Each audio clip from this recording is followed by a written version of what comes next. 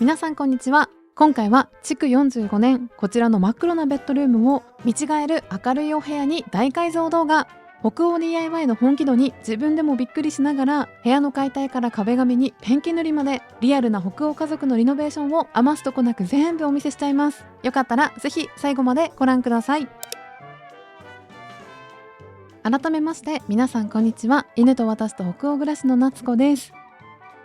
実は今年の7月でこのスウェーデンハウスを中古で買ってから丸2年になるんですが、ついに2階のメインベッドルームを大改造するプロジェクトを開催する日がやってきました。ということでまずは DIY をまだ何もやっていない時に撮ったビフォーの様子からお見せしたいと思うんですが、今このベッドルームを見た感じ、ちょっと違和感があるっていうのお気づきですか？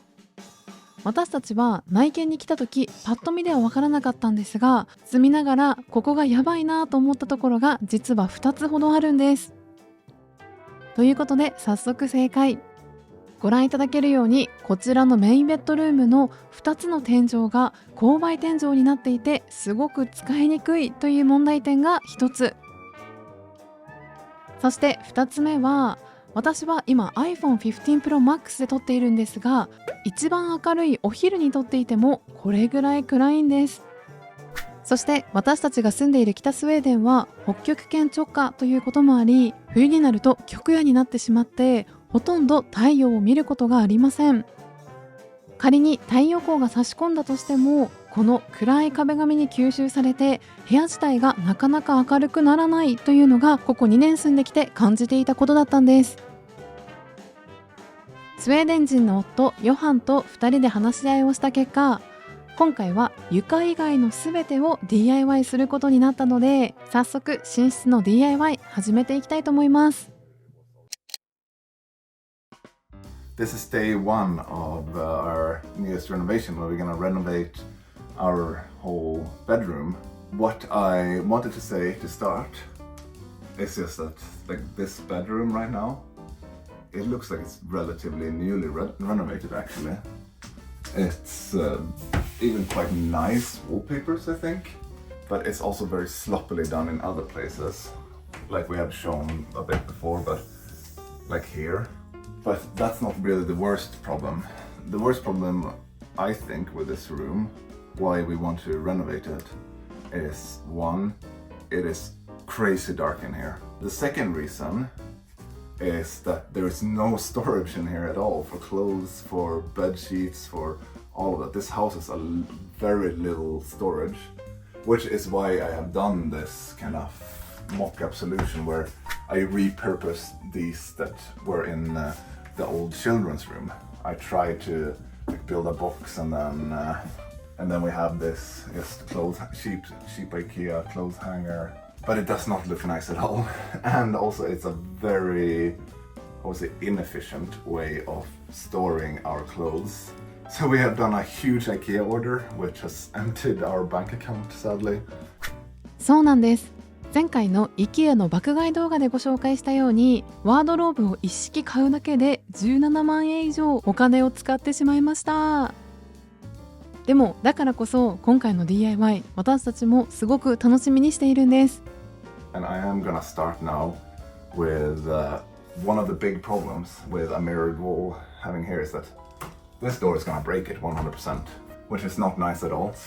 So what we are gonna attempt is flip this door. I'm gonna take this all off. I think I'm gonna take the door out of the wall and we're gonna flip it over so that the door will open outwards instead. So I'm gonna get started with getting these lists off without breaking these hopefully, because hopefully we can reuse these. ということでまずはドアの向きを変えるという作業からスタートです。実はこれ今年2月に出した最新のルームツアーで、この寝室をどうやってリノベーションするか2人でたくさん迷っていたところをお見せしたんですが、その中でこのドアについて思い切って開く向きを変えてしまうのはどうですかとご提案をもらい、それを実際に採用させていただくこととなりました。 And that's the last list for here. But now we have to get rid of this too somehow. Okay. Yeah, maybe if I can get this off now. Yeah, there are nails in this thing. Somebody asked like how tall the door is in Sweden. I think it's much taller than you, at least. It's very different depending on where it is, I think. Yeah. Probably into the guest room.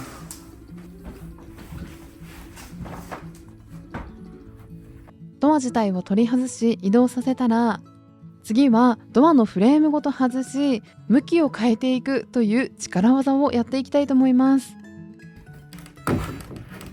Yeah, this is a massive nail.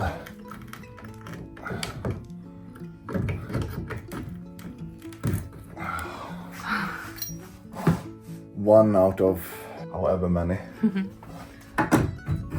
Oh, yes. Wow. It's free. No, it's not free. There's still screws left. Oh my god. What?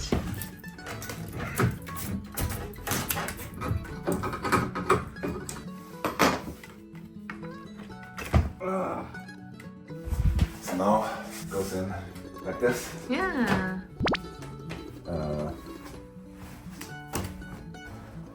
Wow. This is scary work. ね。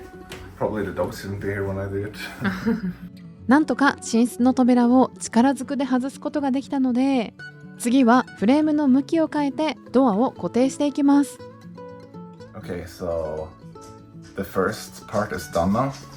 I have managed to turn this around. The next thing is to empty this room out. So I think I will just set up a time lapse for that because it's not much to say. We're just gonna take everything out of here. No more sleeping in here, guys.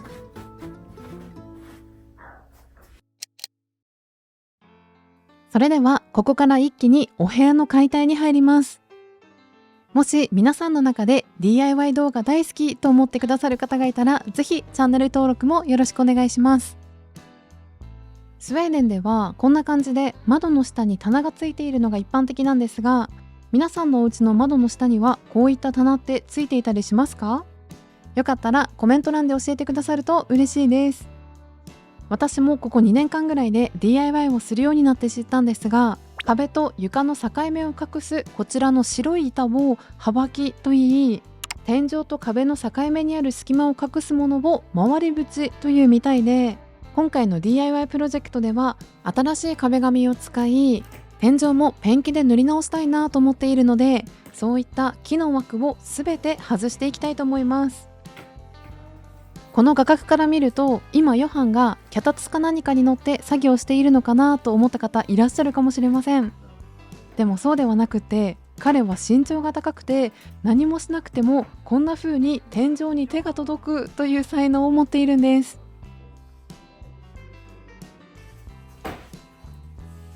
すごい。Very quite difficult to move around with. 今回リノベーションする寝室の横幅が 4.5 メートルほどあるので、これぐらい幅木が長くなってしまうんですが、こちらは DIY の最後に取り付けるということで、とりあえずガレージの方に移動させることにしました。それでは今からこのベッドとかをね、こっちに移動させようかなと思ってます。I don't think we can lift this.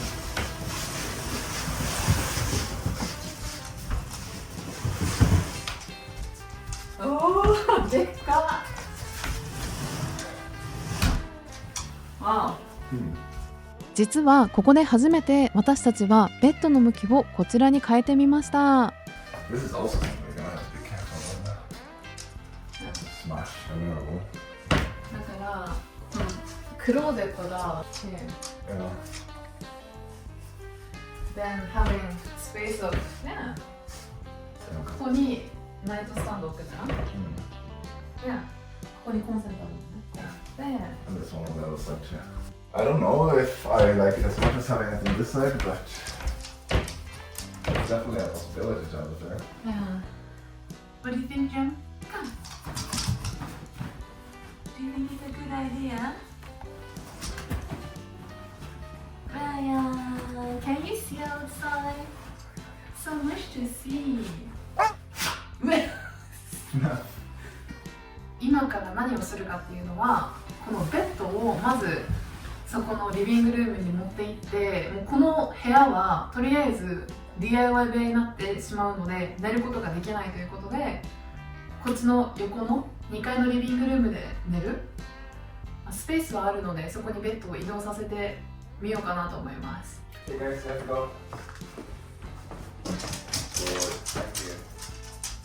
これを撮影したのが5月10日だったんですが、これから本格的な DIY 作業に入るので、しばらく私たちは2階のリビングルームで寝ることになりそうです。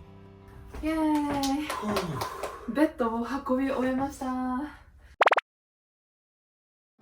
But the next thing is to put some protection down on this floor, and then to probably paint the roof.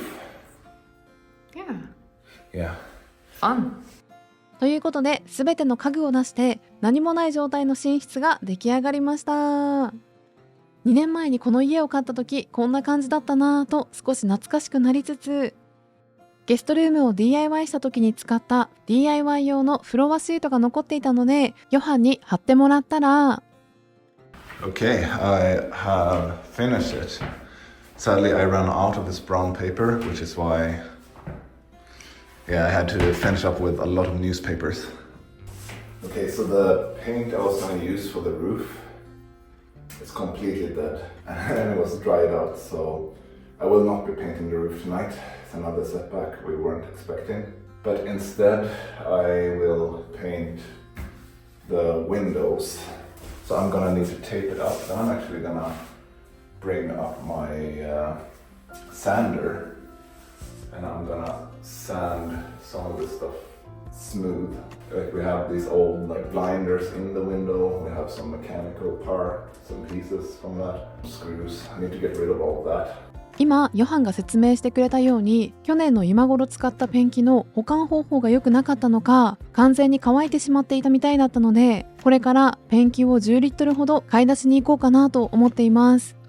そういった今回の DIY にかかるコストというのは皆さんにとって参考になるかはわからないんですが、動画内で随時お知らせしていきたいと思います。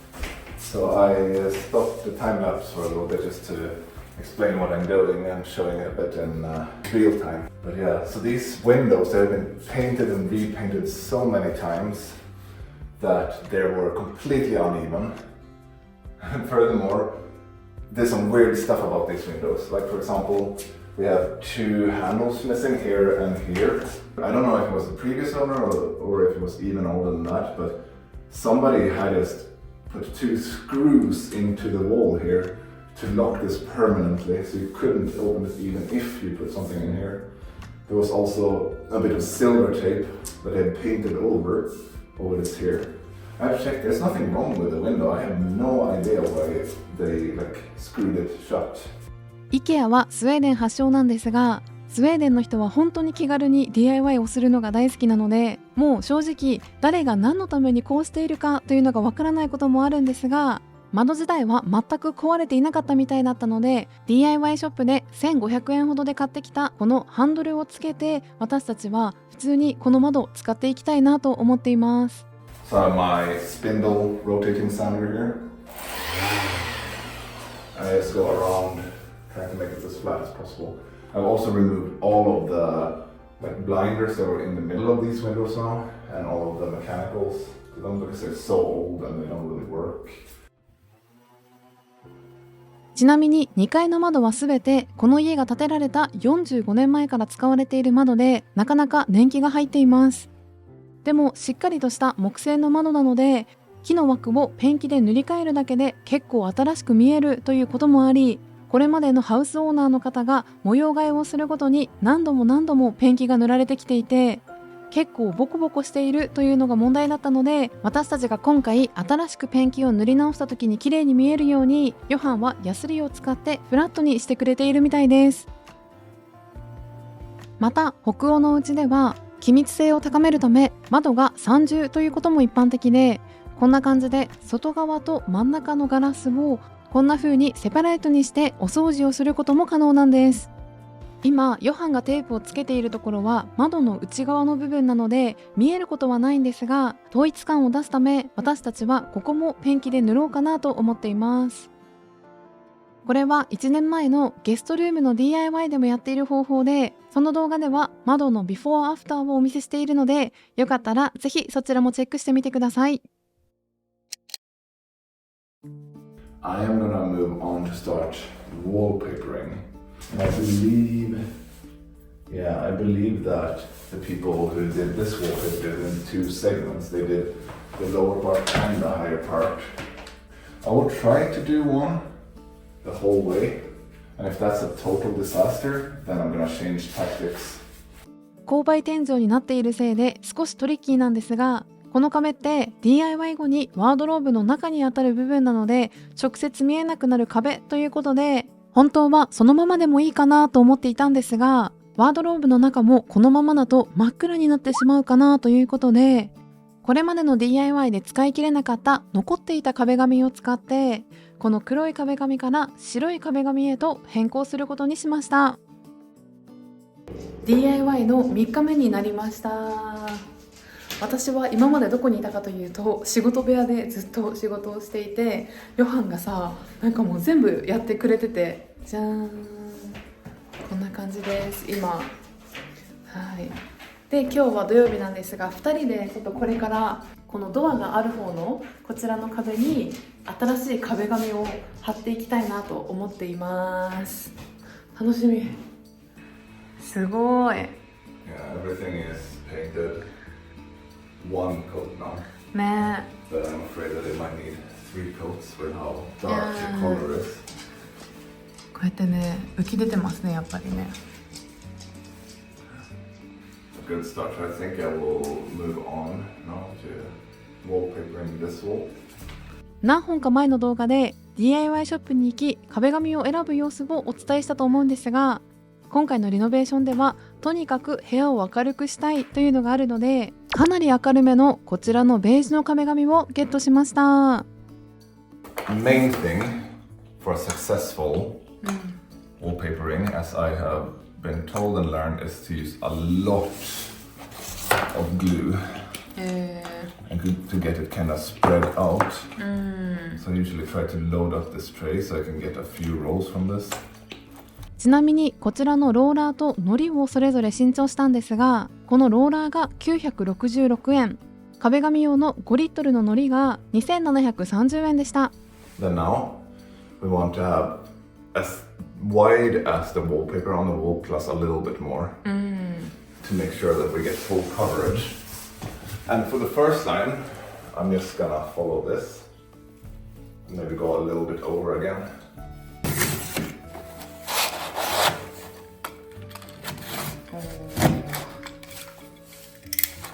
お疲れ。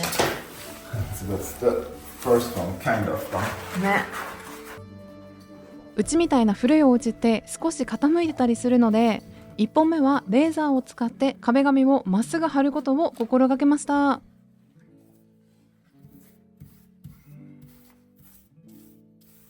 壁紙は1本目を貼り終えたら、あとはそのラインに沿って2本目3本目4本目と貼っていく感じになるんですが、今回は柄がないタイプだったので結構簡単に貼れるなという印象でした。そして勾配天井のところまで来たら、壁紙を天井に合わせてカットしながら、あとは綺麗に貼っていく作業になります。すごい。この一面がほぼ終わりました。 I think the color is good and I like the texture. ね。 The wall is so uneven. DIY ってやってる最中はどれくらいの時間がかかるか予想できなかったり、とにかく膨大な作業量なのでいつ終わるんだろうという感じなんですが、こうやってタイムラプスで振り返りながら見るとどんどん進んでるなと思って嬉しくなりました。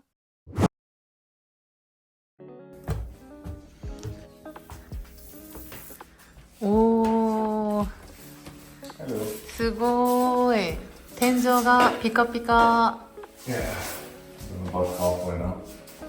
前回のゲストルームの DIY ではとても質のいいマットなテクスチャーのノルウェー産のペンキを10リットル4万円で購入したんですが、今回のペンキは天井用として高価である必要がなかったので、スウェーデンのルスタというお安めのホームセンターで 9.1 リットルの白いペンキを579クローナ、日本円で8100円で購入してきました。今回の DIY って夏休みみたいな感じでまとめて時間を取ってやるというよりかは、2人の隙間時間でやろうという感じだったんですね。でも私が編集部屋にこもって仕事ばかりしていたので、なかなかお手伝いができなくって、ヨハンが 95% はやってくれた感じになってしまい、今編集をしながらもっとたくさん時間を使ってあげたかったなと反省中です。Yeah. So most of it I can roll. It's just the details where I need to come back with a brush. I can like get kind of close, but I can't like get right onto it. So I hope it will smooth out so you don't see too many brush strokes. クローゼット側の壁にも一応新しい壁紙を貼ってみたんですが、2色になって少し変だったので、もう天井と同じ色で塗っちゃえということで、新しい壁紙の上からペンキで白色を塗ることにしました。Then I think the roof will be done after this second coat. This wall will maybe need 2 more coats. We will see. ちょうど DIY を始めて1週間経った頃、だいぶ雰囲気変わってきたと思いませんか？そして途中で壁紙が終わっているのは、私が壁紙のロールを6本必要なところ4本しかオーダーしてなかったからなんです。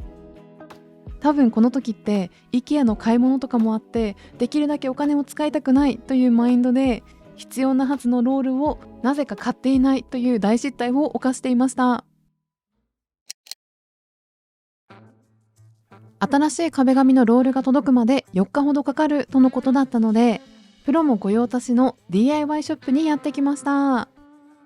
そして私たちが探しているもの、皆さん何かお分かりですか？ヒントは何か長いもので、私たちが自分たちで一から作りたいあれです。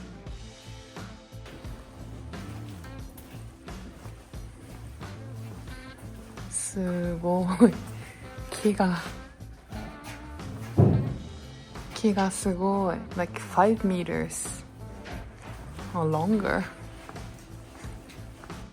ショップの店員さんに私たちがやりたいことを一から説明すると、こちらのコーナーを紹介してもらいました。 So we could get 2 of these. And then they have this stuff. We could get this. You just put it on here. すごい。 You have a screw here. And then for the middle of the room, you have these that you can put on the roof. Right, like this. And then that will also go through on the other side. ということで、ここまで聞いた感じで皆さんお分かりいただけましたか？正解はワードローブの中のハンガーに洋服をかけるあのパイプ部分でした。それを私たちは自分たちで買って取り付けようという感じなんですが、動画の前半からお話ししている勾配天井のことや、ワードローブの長さが 3.7 メートルあるということで、2メートルのポールを2本どうやって使うかは、実際に家に帰って解決策を見つけようかなという話をしています。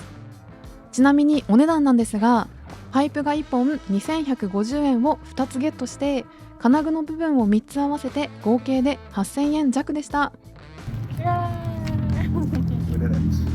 I think that's the last things we need for the room. Yeah. So let's see if we can get it to fit in the cart here. Something like this probably. This is the first time I actually checked. We have 2 of these.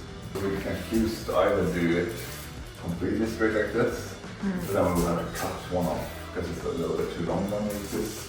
But we could also stagger them so that one is like here and then the other is like here. Or like one is really high and one is kind of low. Yeah. We have the roof which is going down, so that's the tricky part. So I think we will decide where this goes after the wardrobes go in. Yeah. Yeah, that's a little bit of the thought process right now. Yeah, so we have received final rolls. Yay! Can I see? Yeah, exact same one. Yeah. 7575のやつが今日届きました。イエーイ。 So it should be enough for this last 2 bits. ね、残ってるのがここの壁と、あとね、こっちの壁が残ってるので1個じゃ足りないので2個頼みました。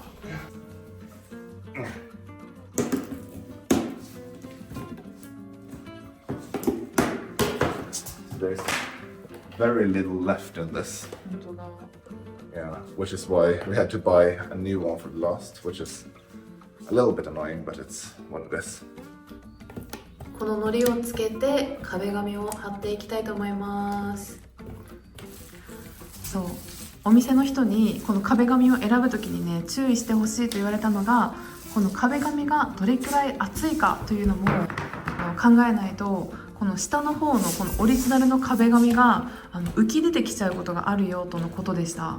なので私たちが選んだ壁紙は実は結構いい紙質の厚めのものを買っています。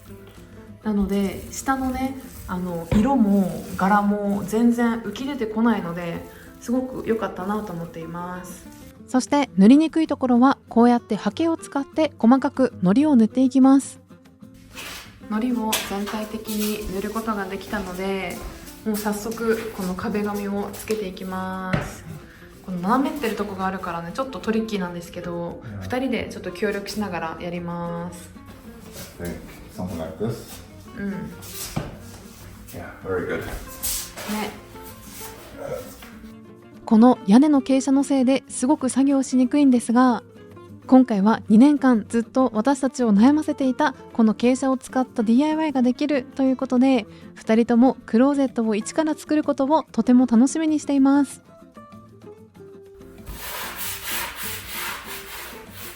結構シワができても、こうやって手で伸ばすだけで簡単にシワがなくなるので使いやすい壁紙だなと思います。で、何回も剥がせるしね、こうやって。イエーイ。すごい。この面は終わりです。こことそこ終わったから、あとは反対の面をやるだけです。そして2階のソファーで休んでいたブライアンも完成が近づいてきて、このお部屋がどんな感じになるか気になるみたい。ちなみに DIY 中はブライアンはこのお部屋に入れないということが分かっているので、顔だけ突き出しているのがすごく可愛いなと思います。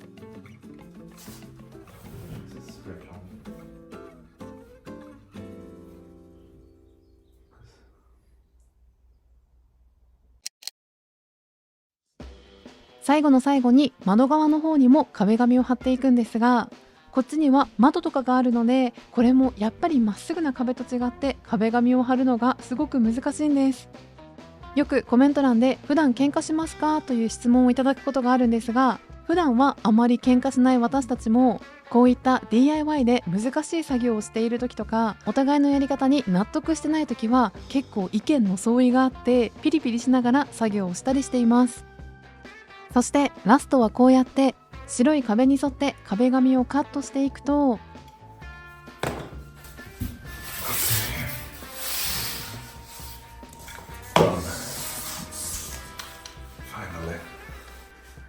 ということで全ての壁に壁紙を貼り終えました。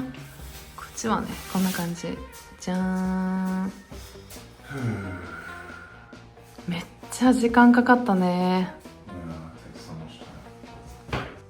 去年ペンキで塗った時も時間かかったけど、壁紙貼るのも時間かかりました。Thank you so much. Thank you. Good job. You too. This room at least looks completely different. ね、びっくりだね。It's the brightest room in this house now. Yeah, probably. ということで、メインベッドルームの DIY 動画第2弾では、このお部屋をきれいに片付けて IKEA で買ってきた20万円以上の家具を組み立てるという地獄の作業に入ります。いやー、本当に人生でこんなことするって思わなかったぐらい壮大な DIY となりました。そちらの様子一部始終撮りましたので、よかったら皆さんも次回の DIY 動画楽しみにしていただけると嬉しいです。あとチャンネル登録もよろしくお願いします。ヘイドー。